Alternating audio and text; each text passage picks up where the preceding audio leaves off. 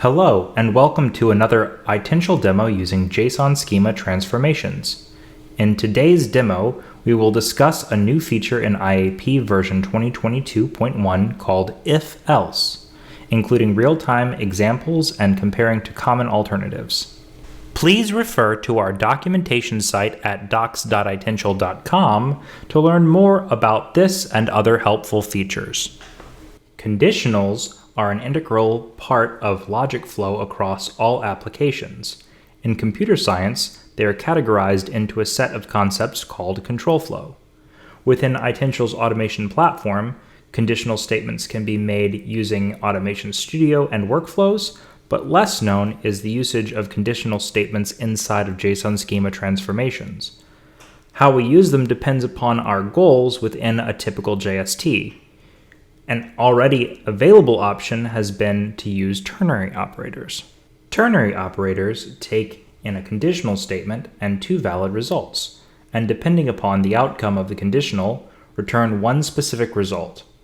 Here we have a simple example of a ternary that takes in an object, and if it's valid, then it will filter the interfaces to find those that have if and then return those as valid results.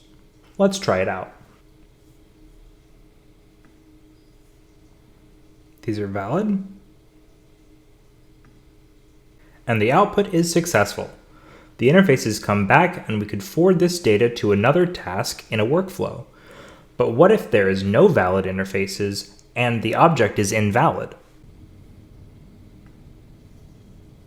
All right, missing. This is also valid, but there are no available interfaces. Ternary still works here too.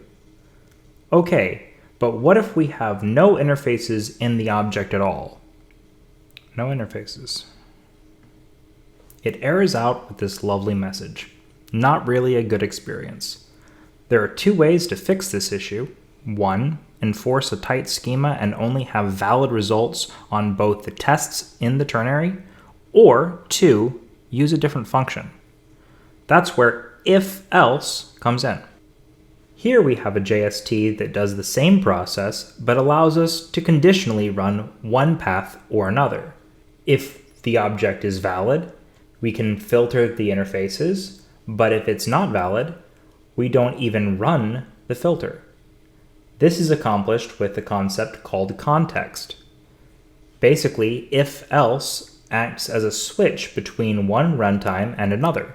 By passing context, we can conditionally control what runs only in that context. Let's try it out. Same interfaces. The same result as the ternary, but the real value is that error that we had from earlier.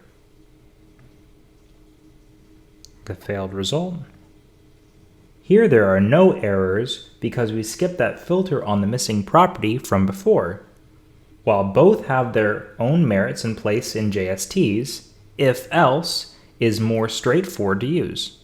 Again, ternary follows that we'd run path A and run path B. If the conditional is true, select A, or else select B. If-else is exactly the inverse. If conditional is true, then run path A, else run path B.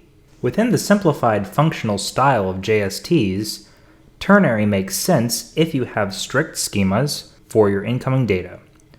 If-else makes more sense if you have nebulous data that needs to be validated and then modified. The value of conditionals, both with ternaries and if-else, really comes into play as JSTs get ever more complex and deal with even more data from various sources, be it device configs, API payloads, or various templates. That's all for now. If you found this information helpful, please consider a like. If you want to see more of these examples and demos, please subscribe to Itential, and don't forget to ring the bell for all future Itential updates. Thank you.